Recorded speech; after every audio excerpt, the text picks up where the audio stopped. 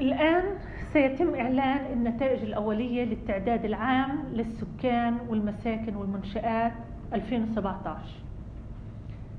تم تنفيذ تعداد السكان والمباني والمنشآت في 613 تجمع بواقع 580 تجمع في الضفة الغربية و33 تجمع في قطاع غزة على مساحة 6020 كيلومتر مربع.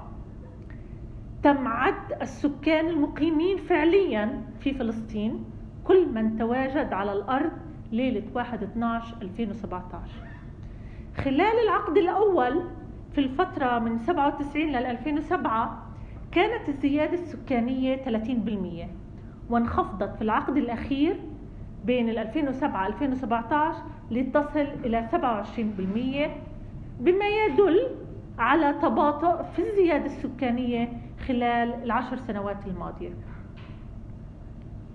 بلغ إجمالي عدد السكان المقيمين في فلسطين 4,780,978 نسمة بواقع 2,881,687 نسمة في الضفة الغربية و1,899,291 نسمة في قطاع غزة.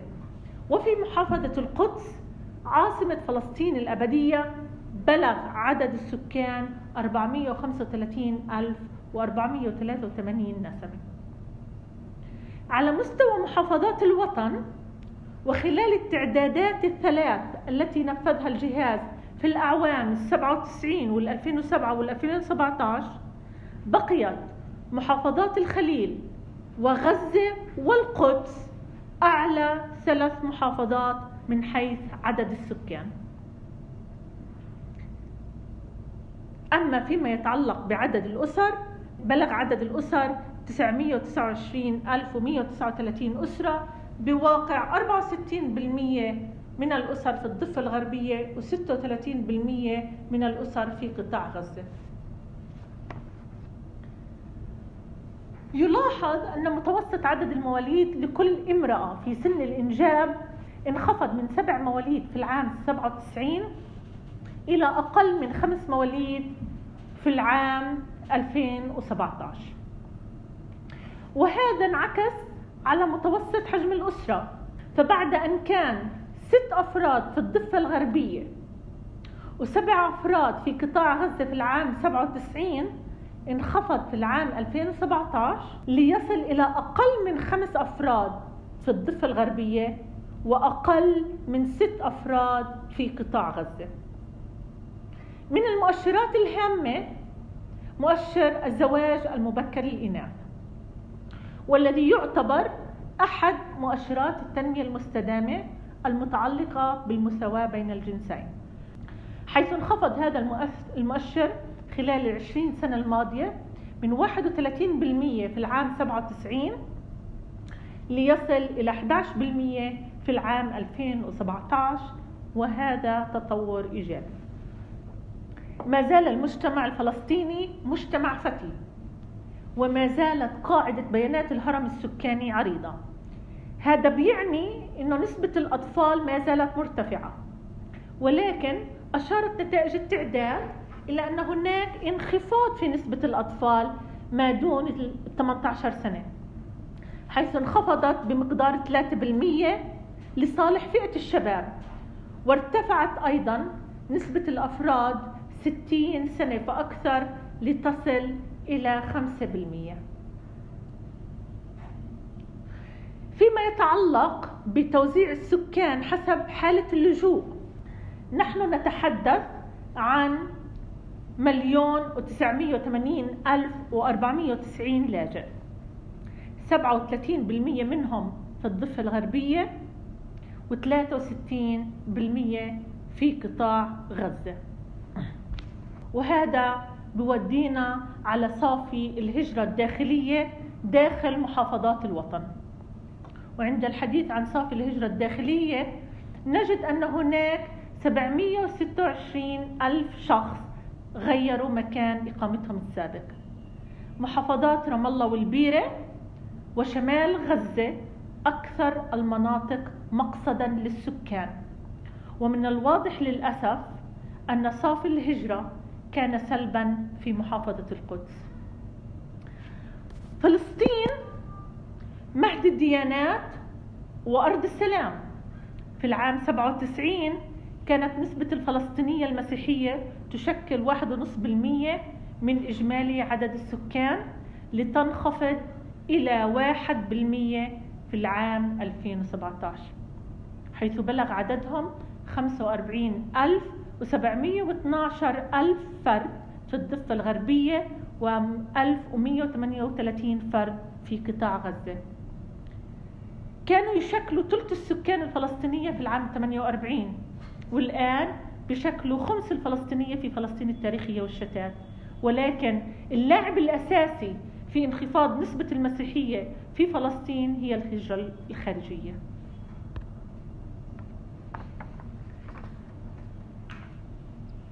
هناك ارتفاع مستمر بالكثافة السكانية في فلسطين، بلغت 509 فرد لكل كيلومتر مربع في الضفة الغربية، و5203 فرد لكل كيلومتر مربع في قطاع غزة.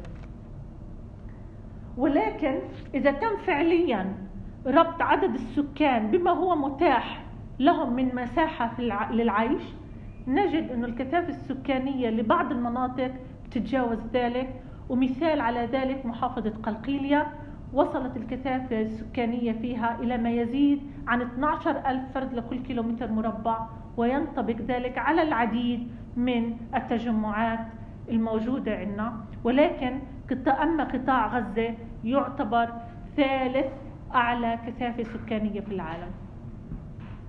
الكثافة السكانية مش بالضرورة تكون عائق أمام أي ازدهار اقتصادي، بدليل هناك نماذج مشابهة للكثافة السكانية في قطاع غزة كسنغافورة وهونغ كونغ، إلا أنها حققت نمواً اقتصادياً حقيقياً من خلال الاستثمار في الموارد البشرية. هنا نتائج أيضاً التعداد، أن 393,163 فلسطيني بيعيشوا في المناطق المصنفة جيم، ويعيش أيضاً 1,973,408 فلسطيني في تجمعات بمحاذاة الجدار والمستعمرات.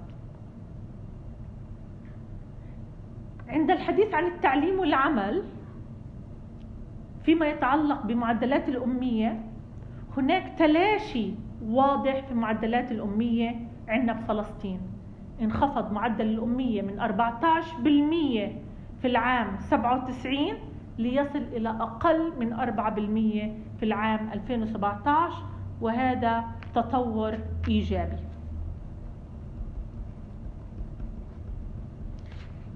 هناك ارتفاع في نسبة الحاصلين على دبلوم متوسط فأعلى خلال 20 سنة الماضية، إن كان للذكور والإناث، وهي أعلى للإناث منها مقارنة مع الذكور، وأعلى في قطاع غزة منها في الضفة الغربية. ولكن هناك فجوة كبيرة بين الجنسين خلال 20 سنة الماضية فيما يتعلق بالمشاركة في سوق العمل، حيث لم يتجاوز معدل مشاركة المرأة 18% مقارنة مع 78% للذكور. وعند الحديث عن ماذا نعني بالمشاركة في سوق العمل، نتحدث عن العاملين وعن العاطلين عن العمل اللي بيبحثوا عن فرصة عمل.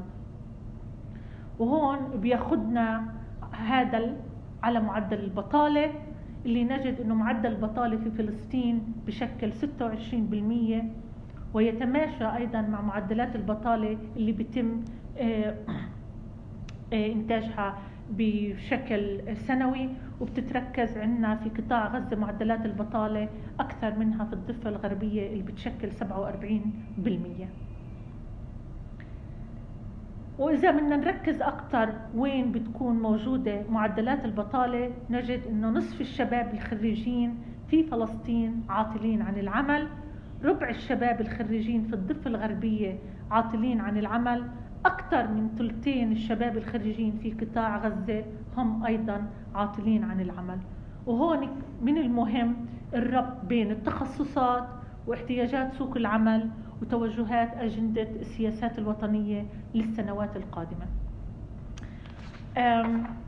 عند الحديث عن عمل الأطفال، وهو يعتبر من أحد مؤشرات أهداف التنمية المستدامة اللي بتركز على العمل اللائق ونمو الاقتصاد، في فلسطين لا يوجد ظاهرة عمالة أطفال، حيث أنها تشكل فقط 2% في الفئة العمرية ما بين 10 و 17 سنة.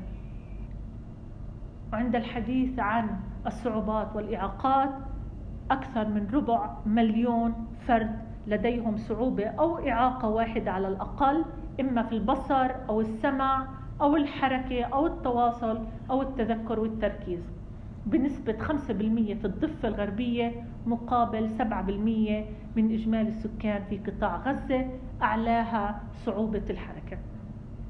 ولكن هناك ارتفاع في معدلات الأفراد ذوي الصعوبة إذا ما تم مقارنتها خلال 10 سنوات الماضية، حيث كانت في العام 2007 حوالي 5%، وفي العام 2017 وصلت ل 6%. في فلسطين يوجد 35,657 طفل ذو صعوبة أو إعاقة في العمر ما بين 6 و 17 سنة، 27% منهم غير ملتحقين في التعليم، ومن المهم التوقف عند هذا الرقم. والآن فيما يتعلق بتعداد المباني، بلغ عدد إجمالي المباني في فلسطين 627,488 مبنى، 1,195,848 مسكن. ولكن يوجد 145,328 مسكن خالي أو مغلق في فلسطين. 70% منهم في الضفة الغربية، 70% منهم في الضفة الغربية، وهذا الرقم يستدعي التوقف.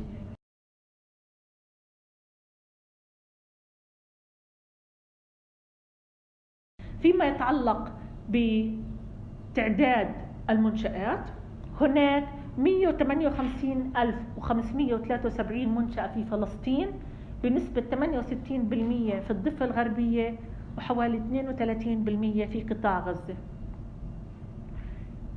يتسم هيكل الاقتصاد الفلسطيني بالطابع الخدماتي، حيث أنه 85% من المنشآت ذات طابع خدماتي، أي في أنشطة التجارة والخدمات، و15% من المنشآت ذات طابع إنتاجي، أي في أنشطة الصناعة والإنشاءات.